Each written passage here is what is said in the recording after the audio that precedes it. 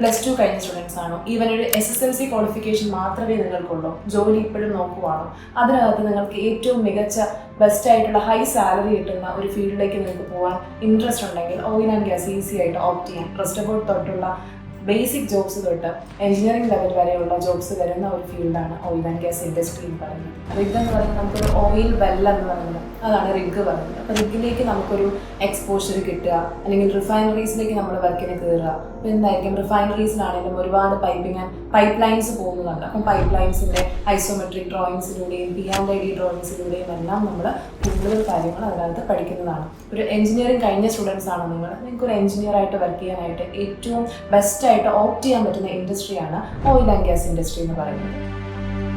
Drilling engineer, rig operator, QC engineer, QA engineer, NDT inspector, NDT supervisor, piping engineer, welding inspector, ഇങ്ങനെ ഒട്ടനവധി ഫീൽഡുകളുള്ള ഒരു കോഴ്സാണ് അല്ലെങ്കിൽ ഇൻഡസ്ട്രിയാണ് oil and gas industry എന്ന് പറയുന്നത്. 100% ജോബ് പ്ലേസ്മെൻറ്റോട് കൂടി ഓയിൽ ആൻഡ് ഗ്യാസ് ഇൻഡസ്ട്രിയിലേക്ക് ജോലി നേടുന്നതിനായി വിസ അക്കാഡമിയിലേക്ക് ജോയിൻ ചെയ്യും.